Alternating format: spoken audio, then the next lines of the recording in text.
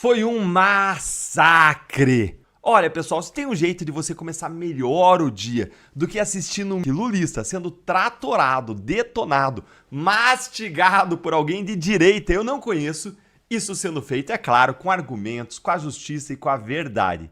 E é por isso que quando eu vi esse vídeo aqui, eu sabia que eu tinha que trazer para vocês assistirem. É simplesmente bom demais. Bora então direto ao ponto, direto pro vídeo, que eu tenho certeza que você vai amar. E o deputado federal Eduardo Bolsonaro disse em entrevista à agência de notícias Reuters que espera novas sanções dos Estados Unidos contra autoridades brasileiras. Segundo Eduardo, um dos alvos pode ser o ministro da Saúde, Alexandre Padilha. Vamos ouvir. Eu acredito fortemente que o ministro Padilha está incluso nessa lista de sanções. Eu vejo o secretário Rubio muito, como é que pode dizer, muito sereno na maneira como ele compartimenta a informação e ele não solta listas, etc. Mas eu acho difícil você imaginar que eles vão dar um recado ao governo brasileiro tratando de mais médicos, falando em sanções e isso daí não alcançar Dilma ou o próprio ministro Padilha. Sobre essa entrevista à BBC, o Eduardo Bolsonaro disse que é preciso deixar o Congresso trabalhar na pauta da anistia aos envolvidos nos atos do dia 8 de janeiro e no processo de impeachment contra o ministro Alexandre de Moraes. Segundo Eduardo, se os presidentes das duas casas, Hugo Mota, da Câmara, e Davi Alcolumbre, do Senado, não fizerem nada sobre os dois temas, ambos serão considerados peças que protegeram o regime. Eduardo disse ainda que as autoridades norte-americanas têm uma clara visão do que está acontecendo no Brasil e sabem que um processo de anistia da mesa de Hugo Mota, para começar, é importante e que um processo de impeachment contra Moraes já tem 41 assinaturas para poder ser iniciado no Senado. Liberar o pedido de impeachment, que o senhor está no seu colo, a solução do Brasil. 41 senadores assinaram um pedido de impeachment, nunca nós conseguimos isso. O senhor tem a chave para evitar que o Brasil receba sanções, receba mais taxações absurdas do que já tem.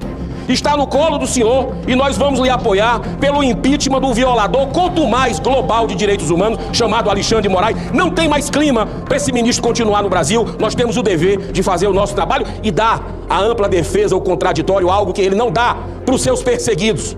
Eu não sei se o senhor viu o vazamento da Vaza Toga, que o senador Amin trouxe pra gente uma CPI, que mostra que nem os auxiliares do Alexandre de Moraes aguentam mais, psicologicamente. Tu imagina, Portinho, os perseguidos dele. Muito obrigado, senhor presidente. Eu não acredito que Vossa Excelência tenha dito. Eu não acredito. Tenho apreço pessoal pelo senhor, o respeito como presidente da casa. Não acredito que Vossa Excelência tenha dito aquela frase que foi espalhada pela imprensa, ou por parte da imprensa, de que nem com 80 assinaturas o senhor daria curso a um pedido de impeachment. Eu não acredito nisso, porque o senhor é um democrata e jamais diria isso em caráter absolutista. Que seja submetido à análise jurídica é natural e devido. Mas eu não acredito que Vossa Excelência desconsidere a maioria, porque a democracia depende do nosso respeito à maioria. Entendam, Vossas Excelências todos e todas, que eu estou intransigentemente com o espírito de nós buscarmos a pacificação do Parlamento brasileiro, do Senado da República, dessa instituição bicentenária que eu tenho a honra e o privilégio de presidir. E eu reconheço em Vossas Excelências todos, com legitimidade dos votos dos estados de Vossa Excelência, assim como eu, e que nós estamos aqui para defendermos as convicções que todos temos em relação ou em qualquer aspecto a qualquer assunto. Mas a gente está vivendo dias muito complexos, senador Márcio Bittar, na história da humanidade, repito, não é só do Brasil, e eu não quero me alongar nesta fala, mas eu quero e vou tentar, da melhor maneira possível, manter o equilíbrio, respeitando todos aqueles que têm legitimidade de falar o que assim desejarem aqui no plenário do Senado Federal. E tem uma autoridade, colega seu, chamado Marcos Duval, que está sendo torturado de forma escancarada, exposta, algo que ninguém nunca viu no mundo o que está acontecendo com esse cidadão aqui. Eu quero cumprimentar seu pai, Humberto, que não pôde ver o filho enquanto nós estávamos com os pais que ainda estão na terra, com os nossos filhos. Esse nosso colega não pôde ver nem o seu pai, nem a sua filha, por uma decisão covarde do tirano Alexandre de Moraes. E o Senado tem o dever, colegas senadores, não é favor. E aqui independe de direita, de esquerda, de centro, por favor, tem o dever de defender, mesmo que a gente discorde de algumas opiniões do Marco Duval, e eu tenho opiniões divergentes dele, da forma inclusive, mas as decisões são totalmente ilegais. Senadora Daniela, ele não tem nenhuma denúncia, acredite, ele não tem zero de condenação, não existe julgamento. Esse homem, esse cidadão, ele citou o exemplo de 400 anos que ele levaria para pagar a multa que o Alexandre de Moraes, da cabeça dele, deu 50 milhões. Tem um corrupto no Brasil com 400 anos de condenação, ex-governador do Rio de Janeiro, que está solto, está curtindo a sua mansão. Ele vai ter que pedir, se duvidar, autorização ao Moraes, só falta isso, para ir da sala dele para o banheiro. É a única coisa que está faltando. Ele não tem Pix mais, ele não pode receber doação para comprar alimento, ele não pode pegar um Uber, ele não pode ter o iFood, é verdade. Ele não tem dinheiro do salário dele, ele não tem a verba do gabinete, que é algo do Senado, não é do STF. Isso é uma invasão clássica. Presidente Davi Alcolumbre, isso é um desrespeito, não é a ele não. A desmoralização não é a esse cidadão brasileiro. A humilhação não é a Marcos Duval, a humilhação é ao senhor, presidente dessa casa. A humilhação é a mim. A humilhação é a todos os cidadãos dignos que colocaram seu nome para receber o voto popular. Um ministro que não teve um voto, fazer uma violação de direitos humanos ridícula, vergonhosa. A gente não pode se calar com relação a isso. Eu espero que o senhor use a amizade que o senhor tem com o ministro Alexandre de Moraes. Nessas horas é bom deixar de lado qualquer tipo de conflito, senador, presidente Davi Alcolumbre. Colocar, inclusive, se for o seu vice-presidente. Eu quero mais uma vez dizer ao Senado e ao Brasil, que nos ouve e nos vê. Eu estou a cavalheiro, senhor presidente, para falar sobre o senador Marcos Duval. Ele não é meu amigo, ele não é meu aliado político, ele foi votado pelo povo do Estado do Espírito Santo e uma vez senador, goste eu dele ou não, gostem os senhores dele ou não, tenha empatia ou antipatia dele. Mas aqui, a Constituição Federal não pode ser violada, existem preceitos constitucionais a serem respeitados. Senhor presidente, quando Vossa Excelência venceu as eleições para presidente, inclusive com o voto de Marcos Duval, Vossa Excelência daquela tribuna fez um belo discurso e falou sobre prerrogativas 5 vezes. Que Vossa Excelência lutaria pelas prerrogativas dos senadores. Como que um senador, ele não tinha um nome na Interpol, ele não foi barrado pela Polícia Federal ao entrar nos Estados Unidos, nem sair, e nem para entrar, e nem para voltar. A tornozeleira foi mandada colocar nele após a volta. Ele nunca foi impedido disso, nem pelo Supremo Tribunal Federal. Agora, o problema é que o Brasil tem um ditador chamado Alexandre de Moraes, que já devia ter sido impeachmentado, esse desgraçado, esse demônio. Agora, a Constituição, você goste ou não.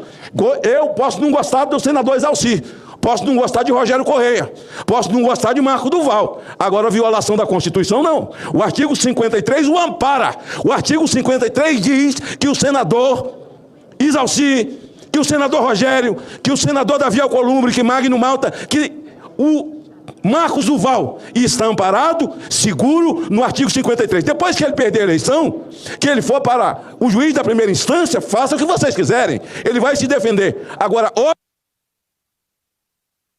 respeitar o artigo 53 da Constituição, que ampara esse cidadão enquanto senador da República. Não tem senador de primeira classe, de segunda classe ou de terceira classe. Ele é senador como Vossa Excelência, como eu e todos os outros que estão aqui. Escroto, canalha e oportunista.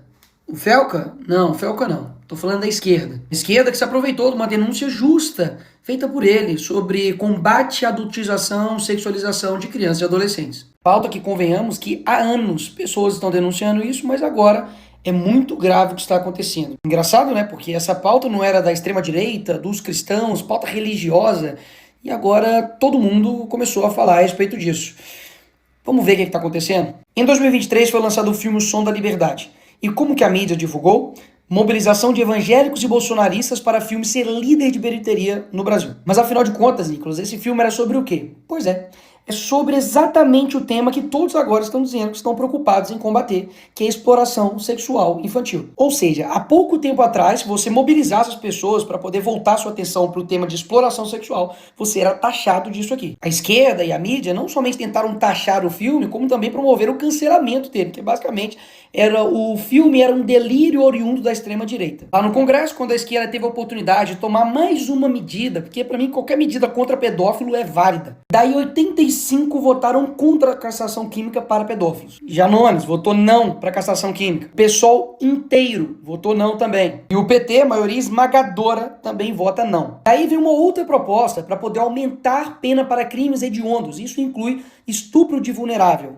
Pedofilia. O PT e o PSOL votam contra mais uma medida para poder também punir pedófilos. Ah, Nicolas, mas aumentar pena para criminosos não resolve. Tá bom, aí vocês pedem 17 anos de cadeia para uma mulher que escreveu com batom uma estátua Perdeu o Mané. Vai enganar outro. Até mesmo porque eu duvido, se a gente fizesse uma nova constituinte e colocasse prisão perpétua para crime, por exemplo, de pedofilia, eu duvido que a esquerda seria favorável. Até hoje, o Lula não criou o Cadastro Nacional de Pedófilos e Predadores Sexuais, mesmo depois da lei ser aprovada no Congresso Nacional. Quando a Damares denunciou o que estava acontecendo na Ilha do Marajó, vários políticos, artistas de esquerda zombaram da cara dela e inclusive pediram a cassação do mandato dela. Todos esses aqui da esquerda não assinaram a CPI, que era para investigar os casos de abuso sexual, exploração sexual na Ilha de Marajó. Na época eu fiz vídeo, arrecadei recursos. E sabe o que o Ministério dos Direitos Humanos fez?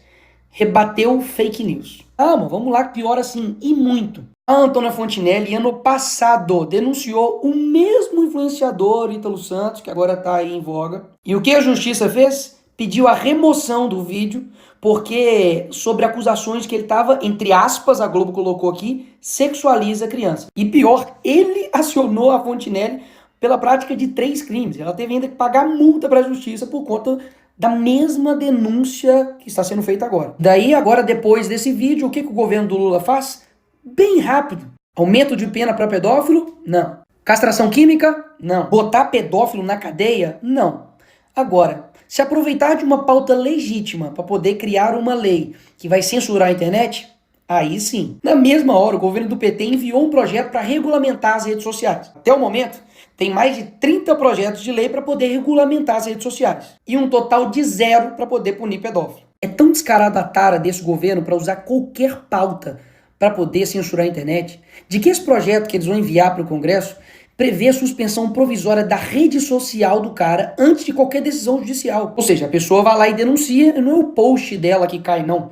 É a rede social dela inteira. E o problema disso é que as plataformas vão simplesmente automatizar a derrubada de contas, porque afinal, são milhões de conteúdos postados todos os dias. É impossível verificar todos. E daí basta eu denunciar aquilo que eu quero que derrube, fazer um monte de gente ir lá e denunciar, e pronto, derrubado. E sabe quem vai analisar se derruba ou não a rede social? O Ministério da Justiça, do PT. Ou seja, numa canetada o governo decide derrubar ou não as suas redes sociais, baseado em denúncia de qualquer pessoa. E deixa aqui eu refrescar a sua memória para poder te lembrar quem é a turma que está dizendo que tem que fazer isso tudo nas redes sociais para poder proteger crianças e adolescentes. A mesma turma que defendeu a arte de crianças fazendo uma performance com um homem pelado. Criança tocando a mão, o pé e o tornozelo desse homem que está deitado no chão nu. O artista estava representando a performance La Bête. É a mesma turma que quando a conservadora, cristã, Dona Regina falou isso daqui... A senhora me falava agora, a senhora não é bem a favor, por quê? Me explica. Eu não sou contra a arte que foi exposta, mas sou contra a exposição da criança ali daquela forma. Mesmo tendo lá o aviso, porque tinha, né, a placa para os pais e tal, mesmo tendo esse aviso de cautela. Eu sou contra essa mãe que levou a criança lá, porque a mãe, tudo bem, um adulto, né? Tudo bem. Mas a criança, eu acho que... Será que foi preparada essa criança? André, pra você, o que você acha isso aí? O que você acha, André? A reação dela foi essa, e o pior foi o que ela falou e defendeu. Isso é uma coisa absolutamente delicada, a performance dele. Uma coisa um trabalho extremamente delicado. Não tinha nada de violento ou de pornográfico, entende? Há uma distorção muito grave do que houve ali, tomando proporções inacreditáveis. É terrível que um corpo nu seja um choque, inclusive para um brasileiro. É criança. É a mesma turma que defende esse tipo de funk dentro de escola.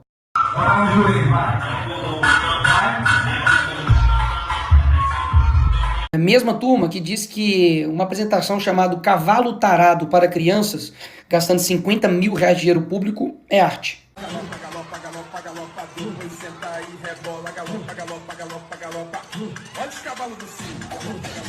É a mesma turma que defende isso daqui, crianças em paradas LGBT.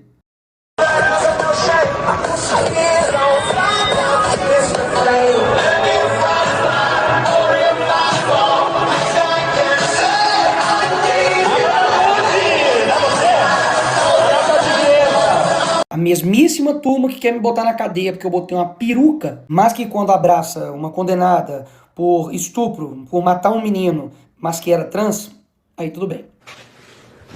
É a mesma turma que diz que agora está defendendo crianças e adolescentes, mas que lançou um livro para crianças e adolescentes que tinha lá uma brincadeira chamada Casa, Mata ou Trepa e colocou aqui o nome do Kid Bengala, que é um ator pornô. E nem adianta dizer de que não era o meu público, é mentira o que você está dizendo, porque eu tenho provas. Tá tudo aqui explicadinho no dossiê Felipe Neto, tudo o que você precisa saber. Assista aí para quem esse livro estava sendo vendido com uma brincadeira Casa, Mata ou Trepa que tinha um ator pornô no meio. Você vai fazer um canal para adulto ou para criança? Bom, eu hoje faço mais para o público jovem. Eu hoje atraio mais o público jovem, mais na sua faixa etária, e é o público que mais me deixa feliz de fazer, cara. Porque eu adoro o público adulto, mas o público infantil, ele tem uma inocência e uma vontade de se divertir diferente do adulto. E eu fico mais feliz fazendo para o público mais jovem. A mesma turma que diz isso daqui sobre pedofilia. Envolvendo os pedófilos que sofrem de um transtorno. Isabela, há muito preconceito com relação a isso, porque é um tipo de crime que nos enoja muito como sociedade, né? Mas fato é que é uma doença, não tem cura, mas tem tratamento. A pedofilia é uma doença crônica que não tem cura. Os médicos até fazem uma comparação com a diabetes e com o alcoolismo, que exigem cuidado redobrado e tratamento por muito tempo. A estratégia desse pessoal é esse daqui. Primeiro dizem que é doença para não dizer que é crime. Depois tornam um crime dizer que é doença. A lógica desse pessoal é que um pedófilo não pode ir pra cadeia porque não é crime, é doença. Mas se você falar que pedofilia é crime, você se torna um criminoso e deve ir pra cadeia. Inclusive, a mesma turma que se utilizou de uma frase infeliz do Bolsonaro, de que pintou um clima, para poder dizer que é contra a pedofilia. Mas essa mesma pessoa foi presa por estuprar uma menina de 12 anos. Esse daqui foi o cara responsável por fazer esse crime aí. Esse outro aqui, que é militante LGBT, comunista, tentou fazer sexo oral com uma criança de 13 anos de idade. Aí ele aqui, agora na foto. Mesma turma que disse que amor não tem gênero, religião, sexualidade, cor e, pelo visto, nem idade pra eles, né? Porque ele mesmo foi investigado, indiciado e preso por estupro. Mas espera aí, eu não tô querendo dizer que esse crime é exclusivo somente da esquerda. Até mesmo porque esse tipo de crime pode ser cometido por qualquer pessoa. Pastor, padre, pai de santo, mulher, professor, líder religioso, enfim. Agora, o combate a esse crime não é todo mundo que quer combater, não. Mas combater de verdade. E não somente entregar essa responsabilidade de cuidar dos filhos, que é do pai, para a plataforma. E é exatamente isso que eu elaborei, porque eu sei que tem que ter um conjunto de atitudes para poder combater isso de forma séria. Ou seja, além de acrescentar uma pena, incluindo um artigo no ECA, punindo de 4 a 8 anos, quem de fato produzir, reproduzir, dirigir, fotografar, filmar e tudo isso aqui que envolve exposição de criança, adolescente ou adultize, paga isso daqui de pena, vai pra cadeia. Além da prisão, faz com que o poder público promova campanhas de conscientização, faz com que a plataforma ofereça ferramentas para que os pais configurem para poder ajudar e proteger os seus filhos e, principalmente, faz com que as plataformas sejam responsabilizadas caso depois da notificação do Ministério Público, da autoridade, não tome as medidas cabíveis para poder derrubar o perfil, derrubar o conteúdo e realmente impedir com que esse criminoso continue na internet. Agora, tanto o projeto que o PT vai mandar, quanto o 2628, que está aí para poder ser votado semana que vem também, não fala nada sobre punir o pedófilo criminalmente. Nada. O que tem é o Estado regulamentando absolutamente tudo, incluindo o conteúdo aqui ofensivo, ele independe de ordem judicial, que era o mesmo problema do projeto lá que eu disse do Lula. Ainda tem muitos outros problemas que eu não vou ficar esticando aqui. Mas do jeito que está hoje, é impossível votar esse projeto. Porque está mais do que claro que eles querem fazer de tudo para poder regulamentar a internet e vão usar qualquer coisa para isso. Ah, Neymar machucou o joelho, vamos regulamentar a internet. Ou seja, são diversas ações que precisam ser tomadas e o que não dá para fazer é vender uma narrativa mentirosa usando uma pauta genuína para poder prometer para as pessoas que basta fazer isso, que vai acabar com o problema de abuso sexual contra crianças online. Agora, isso é um dado assustador. Familiares e conhecidos são responsáveis por 68% dos casos de violência sexual contra crianças no Brasil. O que isso quer dizer? De que várias ações precisam ser tomadas, mas a principal, de fato, está na família. E é claro, cada família tem a sua realidade, seja financeira, seja de tempo, isso aí todo mundo sabe. Mas se você não consegue tomar conta daquilo que seu filho vê, escuta em um celular, tem uma notícia para te dar. Você não é pai e nem mãe. E daí você vai transferir essa responsabilidade para o Estado, até mesmo para uma empresa, tá de sacanagem, né? Esse é o caminho mais fácil, mas também o caminho mais totalitário. Porque daí o Estado vai tomar conta de tudo. Se ele toma conta do seu filho, o que mais ele não vai tomar conta? Agora, escolhas fáceis, qualquer um faz. Agora, cuidar dos filhos realmente é uma tarefa difícil. Mas se você tomasse algumas medidas de prevenção, como por exemplo, não deixar o seu filho, a sua filha ir dormir na casa dos outros, principalmente de familiares, supervisionar o seu filho, conversar, dialogar, preservar a sua intimidade para que ele não veja você nu, isso impedisse, ou ao menos reduziria e muito, a chance dele sofrer e ser vítima de um crime horrendo, como por exemplo o estupro de vulnerável, você não faria? Ou seja, todo mundo sabe que não é fácil cuidar de uma criança, mas a omissão e a falta de cuidado dos pais em cuidar das suas crianças que está fazendo com que elas fiquem expostas a todos esses tipos de criminosos. Enfim, vão excluir a família dessa equação, vão simplesmente dizer que, de fato, deixa ela de lado e joga tudo para o Estado. E a família? Fica onde nessa história? E sem falar que, por que você não ouviu ninguém falando a respeito do combate à pornografia? Que é uma das causas principais que levam à perversão sexual e que leva uma pessoa a cometer esses crimes horrorosos. Percebe de que o problema é muito mais profundo. Eles estão querendo tratar com uma simplicidade sobre redes. É inacreditável. Tem vários influenciadores por aí que estão usando crianças para poder divulgar a sua arte com músicas obscenas. Vários, inclusive, utilizando as próprias filhas para poder ficar fazendo isso.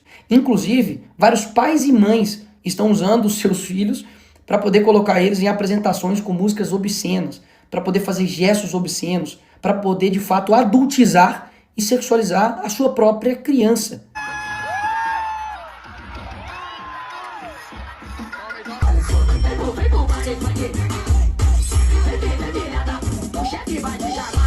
Eu não tenho dúvidas que para combater esses criminosos precisa de penas severas, prevenção, depois monitoramento e principalmente um cuidado da família. Não tire a sua responsabilidade como família de cuidar dessas crianças e adolescentes. Porque caso contrário, você acredita mesmo que um governo que não consegue proteger as crianças e adolescentes no mundo real vai conseguir proteger elas no mundo virtual? Não dá para cair nessa. A importância de nós entendermos sobre o momento que nós estamos vivendo. Amados, eu sempre brinco que eu me sentia um vegetal. Sim, eu me sentia um brócolis até 2018. Por quê? Porque eu tinha aversão à política. Eu não queria saber de política. Eu não cresci num lar evangélico, mas eu sempre ouvi as pessoas falarem que religião, política e futebol não se discutia. E nisso nós acreditamos piamente, profundamente, nós deixamos uma lacuna aberta e o mal veio e tomou conta. Não existe espaço vazio. O terror do outro lado, da esquerda, é que a direita acordou no Brasil. Eles tiveram muito tempo para poder colocar em prática os seus projetos. Vocês podem entrar nas redes sociais, dar um Google e vocês vão ver a própria fala do atual presidente da República falando do tempo que ele ia precisar para tornar a nossa nação numa nação comunista, numa nação socialista. Agora, a persona não grata, o presidente Lula, que demoniza Israel, que faz acordos com lideranças ditatoriais, que eu ia falar, com lideranças ditatoriais, de lideranças comunistas. Este é o homem que está afundando a nossa nação. Este é o homem que não tem diplomacia, que não tem discernimento e nem sabedoria quando ele ataca um presidente de uma nação como os Estados Unidos. A gente sabe que esse governo é um governo de retrocessos. Vocês sabem disso. A começar por várias ações que nós fizemos e retrocederam. Este governo, ele tem no DNA a mentira. Esse governo tem no DNA o desejo de destruir o Brasil. Esse governo tem no DNA o desejo de acabar com a família. E vocês sabem que eu não estou mentindo. É só você analisar a campanha do governo e as atitudes dele agora sendo presidente da nação.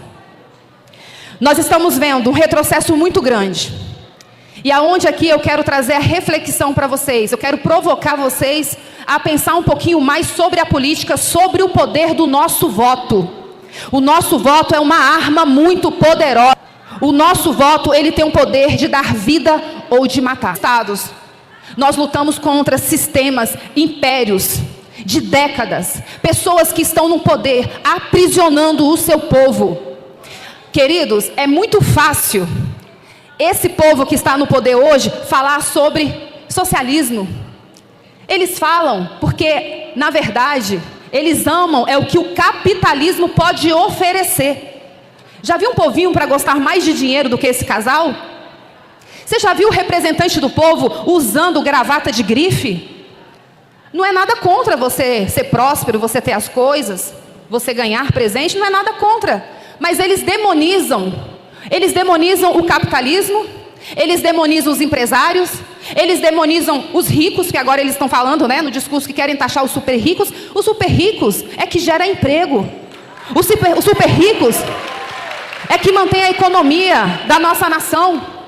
Então, para você ver como é contraditório, são socialistas, mas amam viajar, amam ficar em hotéis de luxo. Socialista de iPhone é socialista raiz? Eu tenho um amigo do Uruguai e ele falou para mim uma vez: Michele, Mujica sim era um socialista de raiz. Casa destruída, carro quebrado, dente podre. Sim. Agora, esses que estão no poder, eles pregam o socialismo para o povo, mas eles amam o capitalismo. Nada melhor do que a informação, do que as redes sociais. É por isso o desejo que eles têm de regular as mídias, porque a informação chega. A informação chega e eles passam vergonha. Quer dizer, nós sentimos vergonha por eles, porque eles não têm mais vergonha de nada. Aí eu falo, 2018, aquela facada, levanta-se um líder que resgata o amor à bandeira, ao patriotismo. As pessoas se conectam, as pessoas compram ali o seu projeto, leva aquela facada, um milagre de Deus. Vivemos sequelas disso, vamos viver para o resto da vida. Mas um homem forte, um cabra macho, aguerrido de força e resiliência, que ama a sua nação e que não quer estar, porque a nossa vida poderia estar muito diferente, e até mesmo ele não precisava ter voltado dos Estados Unidos. A gente poderia estar com a nossa vida lá. E ele falou: Mia, eu não vou abandonar o meu povo, eu não vou abandonar o meu Brasil. Você tem noção o que é um venezuelano, sabe, ter que sair, ser expulso do seu país para ir buscar sobrevivência em outra nação? A gente quer viver na nossa nação, a gente quer viver com os nossos pares, viver na nossa cultura. Ser tirado, isso é uma ruptura muito grande que causa no seu emocional, na sua vida, na vida da sua família, você deixar o seu povo para trás. A diferença de Lula para Jair Messias Bolsonaro é muito grande, tem um abismo muito grande. Jair Messias Bolsonaro se levanta nessa nação como uma voz de direita e uma voz solitária. Vocês lembram dele sozinho no Congresso? E hoje, por ter se tornado a maior liderança, eles tentam calar a sua voz. Agora eu descobri que foi você, né, que estava lá na reunião, induzindo ele a se candidatar à presidência. Depois a gente conversa lá atrás, tá? Sabe por quê? Eu tinha aversão à política, casei com um parlamentar, mas ele falou para mim que já ia se aposentar e se tornou presidente do Brasil. E olha quem estava nos bastidores. Éder Mauro, depois eu converso contigo. Jair Messias Bolsonaro tem projeto de prosperidade para o Brasil. Jair Messias Bolsonaro acordou a direita adormecida. Jair Messias Bolsonaro fala para você hoje que não existem outras vias. Só existem dois lados hoje. O lado da verdade, o lado da mentira. O lado da vida ou o lado da morte. Só existem esses dois lados. E cabe a vocês escolherem o lado que vocês querem. E quando forem escolher, lembrem-se do futuro dos seus filhos. Lembrem-se o que vocês querem deixar para o filho de vocês. Bolsonaro mostrou, gente, eu vou ser super sincera, eu falo isso para todo mundo e falo para ele, eu era uma mulher de pouca fé quando ele falava que ia se candidatar. Eu falava, pode ir, vai. Eu sabia que ele não ia, se chegasse, não ia chegar. Não tinha tempo de TV, não tinha dinheiro, e se chegasse, ele não ia governar sozinho. Olha como a misericórdia de Deus é. Deus, ele chama os improváveis e capacita os improváveis. Bolsonaro não só governa, enfrenta várias crises, reflexo da guerra, a pandemia que foi o pior momento da vida dele, mas Bolsonaro deixa 54 bilhões no caixa. Bolsonaro deixa a presidência da República com saldo positivo, caixa no azul. E hoje, meus amados, já estamos com um rombo de 354 bilhões. É para você analisar, é para você comparar a diferença dos governos. E aqui nós temos que denunciar sim, porque vocês precisam ser mobilizadores. Vocês precisam sair daqui e falar o que esse atual desgoverno tem feito, o massacre que eles têm feito, as alianças que eles têm feito. Olha só, e olha como o DNA está na mentira, porque coloca agora até a netinha para poder fazer vídeo e mentindo. Mentindo. Bolsonaro cria o Pix, o vovô taxa o Pix.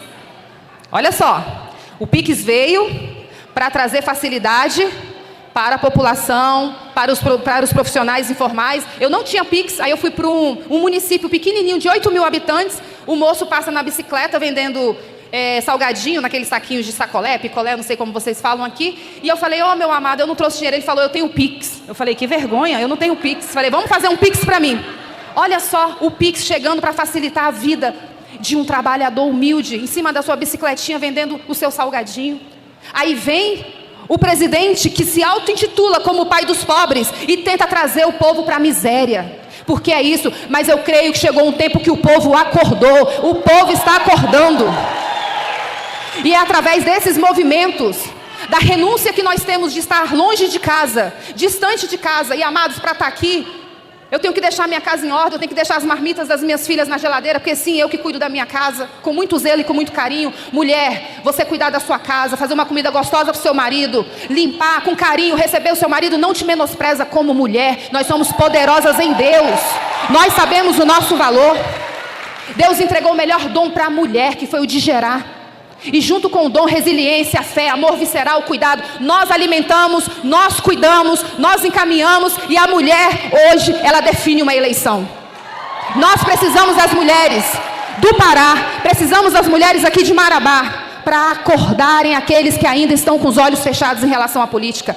Ah, não pensa não, eu não tenho nada a ver com isso. Tem sim, a sua inércia autoriza a governantes que não querem responsabilidade com o seu estado a te governar. Tem uma plaquinha bem ali, ó. Povo acomodado é o povo dominado. Olha isso aí, mais real do que nunca. Mulher não usa o quê? Mulher não usa arma, usa o Brasil, é isso?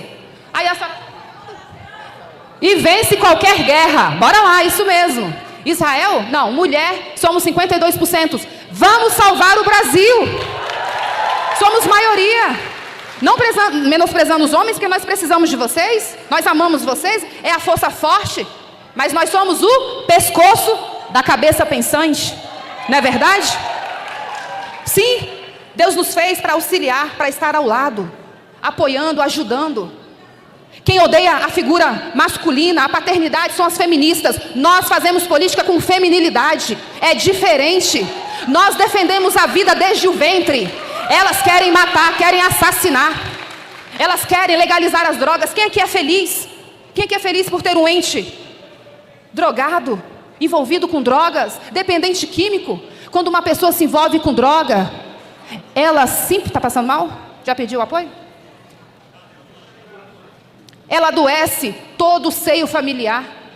Quem aqui quer ver uma pessoa, um morador em situação de rua caído? Deus não nos fez para ser imagem e semelhança do inimigo, mas sim dele. É perfeito a criação de Deus. Cabe a nós somos responsáveis pelos rumos que o Brasil está tomando. A nossa liberdade de expressão está ameaçada, a nossa liberdade religiosa está ameaçada sim. Nós estamos vendo a militância nas universidades, não se fala mais de português e matemática, se fala de sigla partidária. A direita não tem voz dentro da universidade, se chegar para defender, para discutir, para debater, leva vassourada, leva bandeirada, e a gente está vendo o que está acontecendo, mas graças a Deus pela vida do Nicolas, pelo André Fernandes, por tantos outros jovens que têm se levantado e têm influenciado jovens dentro das escolas, das universidades, a base vem forte, nós acreditamos nisso. Nós temos que nos posicionar. Eu sei, meus amados, a dificuldade de alguns estados por conta do sistema. Eu sei que quando eu pisei os meus pés a primeira vez, a pessoa que estava organizando o nosso evento, por ser servidora pública, ela foi exonerada. Ela foi perseguida. Cortaram a minha energia no evento. A gente já tinha alugado o espaço, mandaram devolver. E isso, nós temos liberdade hoje no país? Nós temos liberdade hoje no estado do Pará? Existe aparelhamento no estado do Pará? Não é fácil não, meus amados, mas nós vamos vencer, e nós precisamos da igreja levantada, posicionada. Precisamos de homens e mulheres que se levantem, que vocês sejam um exército, para fazer a mobilização, para falar o que é certo e errado. Convença ali com a verdade, o seu parente, o seu vizinho. Que destruição do inferno que está acontecendo no nosso Brasil. Agora, eles nunca são os culpados de nada. Eles fazem tudo de errado, mas eles sempre... se não existisse Bolsonaro, esse atual presidente, ele não tinha discurso. Porque às vezes eu fico até com ciúme dele. Que é Bolsonaro. Nem eu falo tanto Bolsonaro assim. E todas as nossas obras, todas as nossas ações, nós sofremos retrocesso. Eu posso fazer aqui, vou pincelar rapidamente, eu como primeira-dama não eleita pelo povo, o meu trabalho. Investimos 5,7 bilhões em farmacotécnicas para atendimento das pessoas raras. Isentamos a comunidade surda na compra dos carros, tiramos o IPI, voltou. Demos a pensão em 2019 para as mamães com microcefalia. Tentaram derrubar, só não derrubou porque a nossa bancada se levantou. Porque é esse desgaste. Tanta coisa para a gente fazer, ainda tem que ficar se desgastando com projetos que já são concretos, com decretos, com leis, porque eles querem revogar.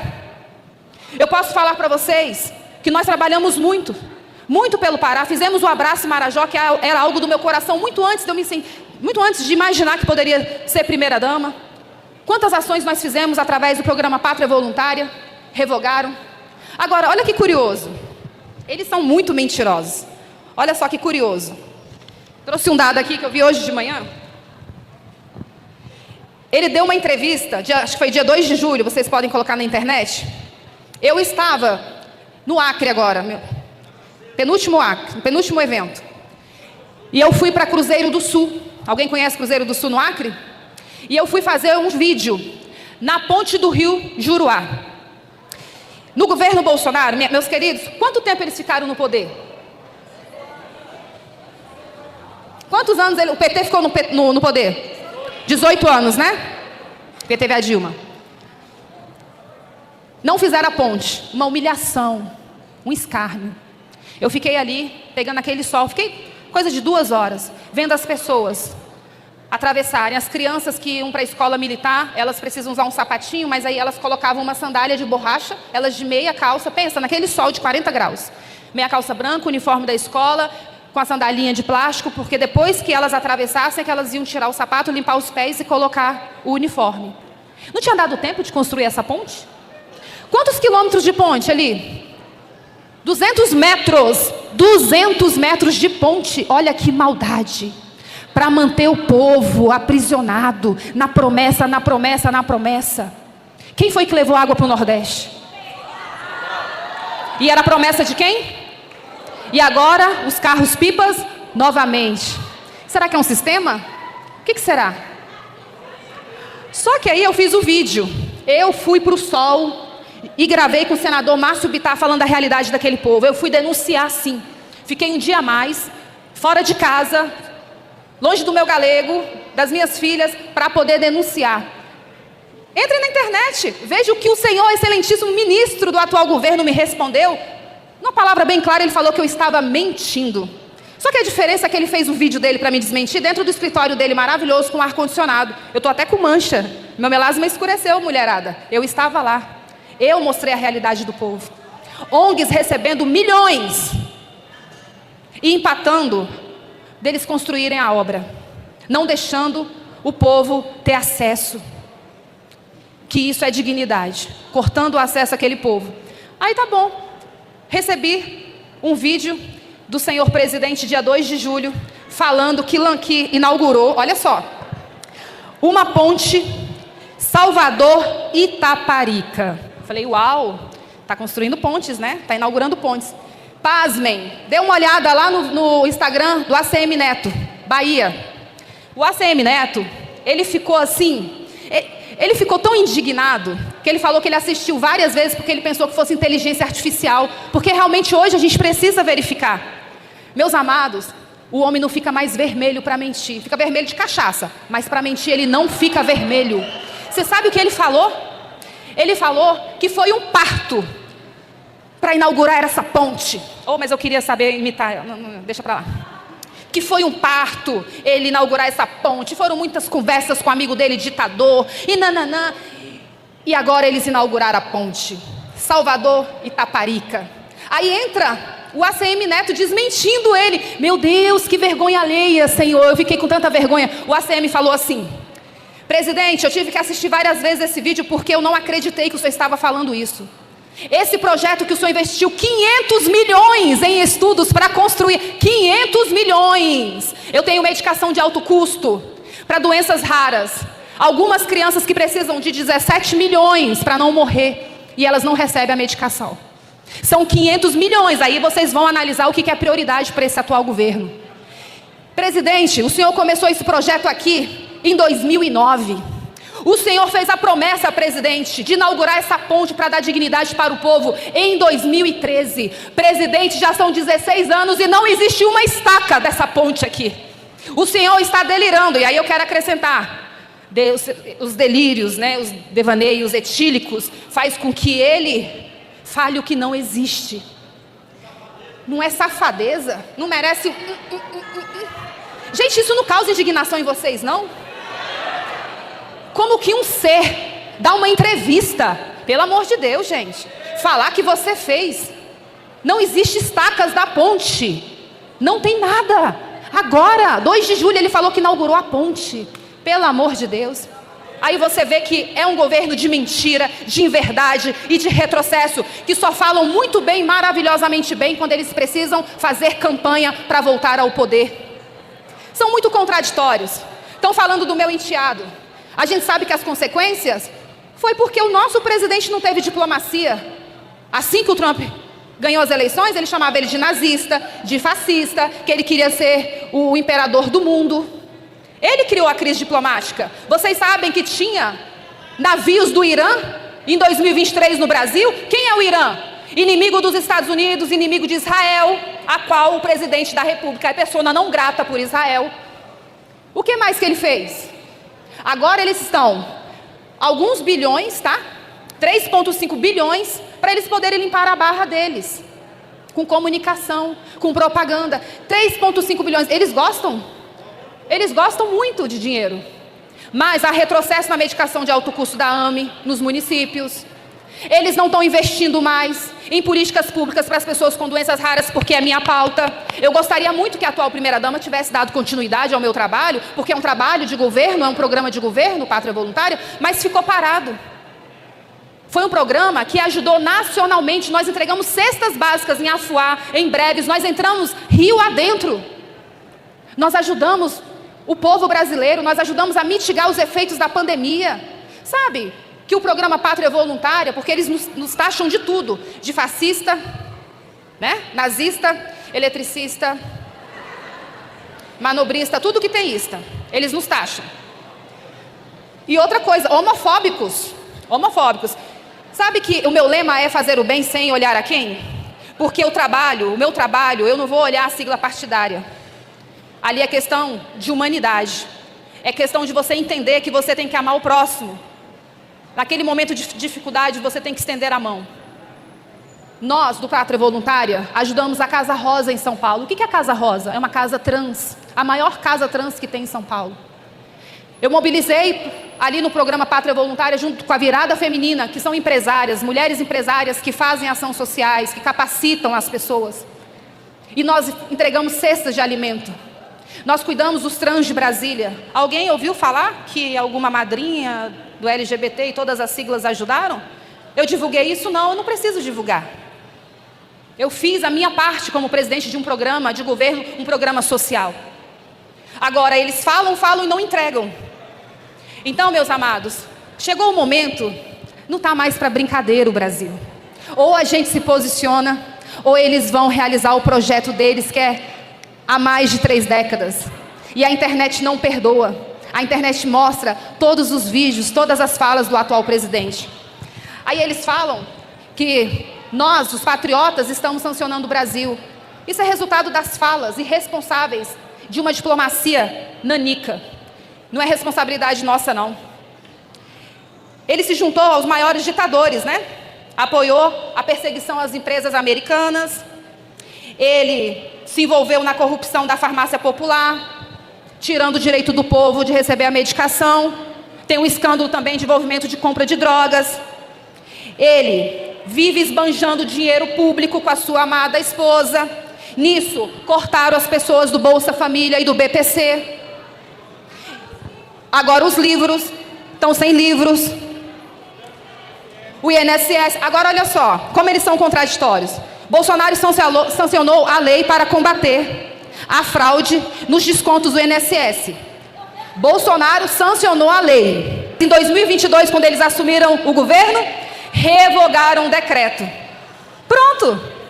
E por que nada acontece com o irmão do senhor presidente? Por quê?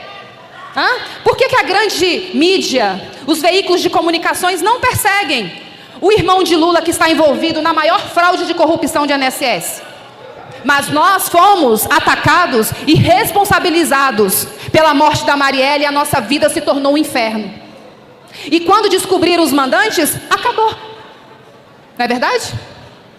Então não é sobre o que fala, mas sim quem fala. Não é verdade? Meus amados, vamos reagir.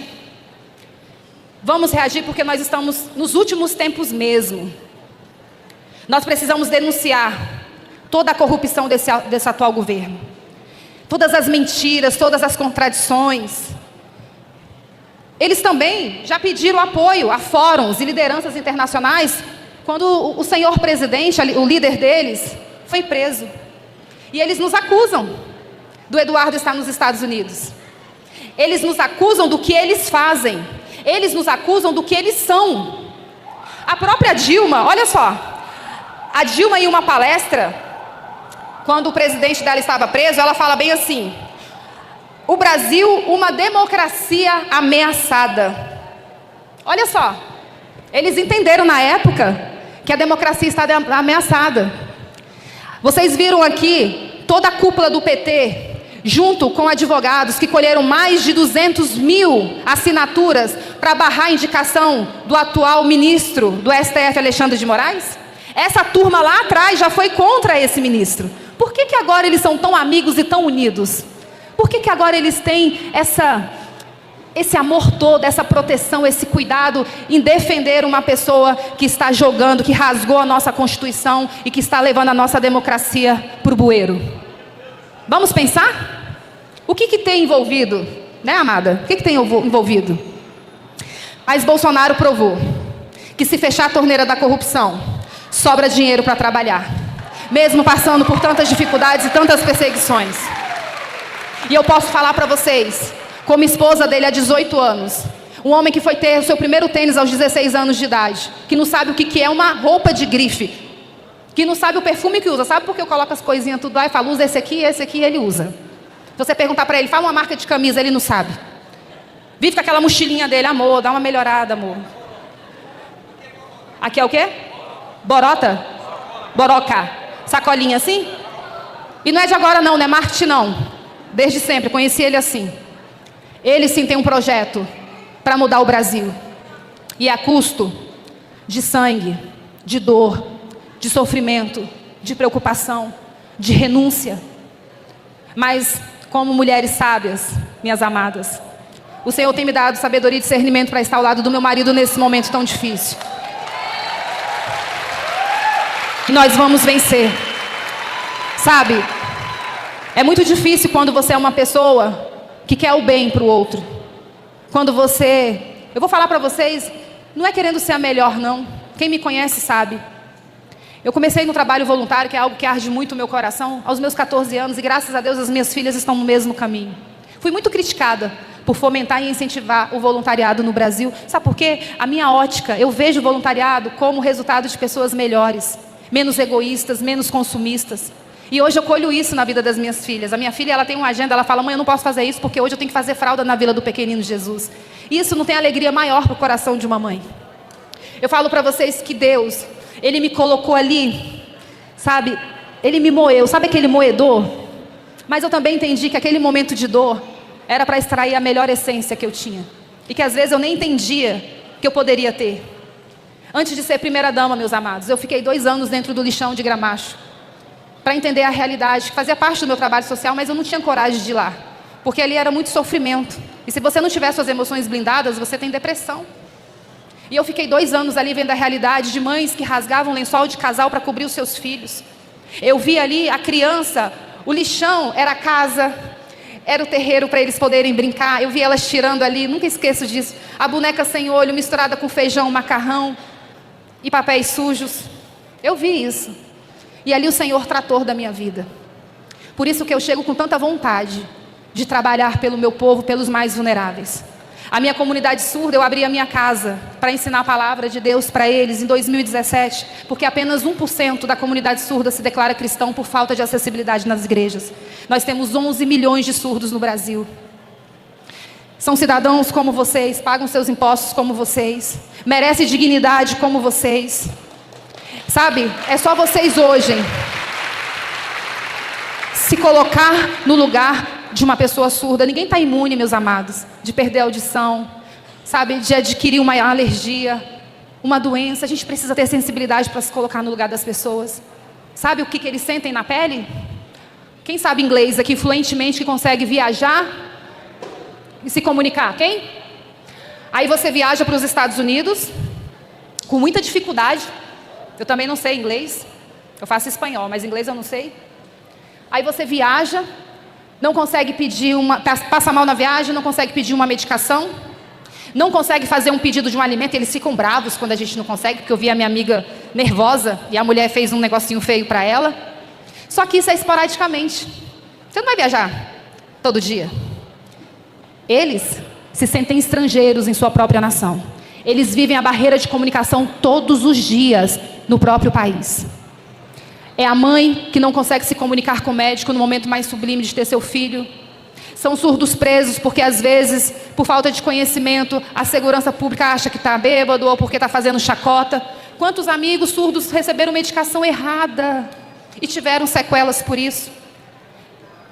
Então, hoje eu provoco vocês também a serem agentes de acessibilidade, a entender um pouquinho mais. Vocês não precisam ser intérpretes de Libras profissional. O básico. Doenças raras. Recebi um vídeo de uma mamãe com um filho de epidermólise bulhosa. Não tive coragem de ver aquela criança. Alguém conhece a epidermólise bulhosa? A EB, os borboletinhas? Tudo em carne viva. Vive no máximo 33 anos. Ficam desse tamanhozinhos na cadeira de roda, em chama, perdem cabelo, câncer, esôfago grudado, perde saúde bucal. É uma tristeza, meus amados. Chego como primeira-dama, não tinha protocolo de atendimento para eles. Perguntei para a Damares, por que não tem? Porque nos outros governos, Michele, essa pauta ela era cara. Sim, porque um tratamento é 150 mil mensal. Aí eu falei, pois a partir de hoje, Damares, essa pauta vai ser cara ao nosso coração e nós vamos trabalhar todos os dias. Conseguimos criar o protocolo em 11 meses, que é o período. Voltou para a sociedade civil, fizemos ali as alterações e entregamos para eles. Dignidade. Quem quer faz. Eu não fui eleita pelo povo, não. Mas eu sei a minha responsabilidade como cidadã. Eu sei a minha responsabilidade como esposa de um líder de uma nação. Umas nascem com vocação para viajar, né? Mas outras nascem com vocação para trabalhar. E é sobre isso. É sobre isso. É sobre prioridades. Então, amados, que vocês saiam daqui hoje com muita fé, muita esperança e muita vontade de lutar pela nossa nação. Nós não vamos mais aceitar governantes que demonizem o agro, governantes que demonizem os empresários, governantes que não respeitam a segurança pública, os nossos policiais, mas abre a porta da frente do ministério para a primeira-dama do crime entrar. Vamos prestar atenção nos movimentos de Brasília, mas vamos ser responsáveis, verifiquem também se é verdade, nós temos o problema da inteligência artificial. Aqueles que lutam tanto pela democracia, como eles têm falado agora, né, Éder Mauro? Hoje, agora, eles são os salvadores da pátria. Mas a gente sabe do passado deles. O passado condena cada um deles. Não condiz. Não condiz. Secretário, qual o tempo aí? Para a gente poder... Já deu? Tá. Eu tinha muita coisa para denunciar para vocês, mas não dá tempo não.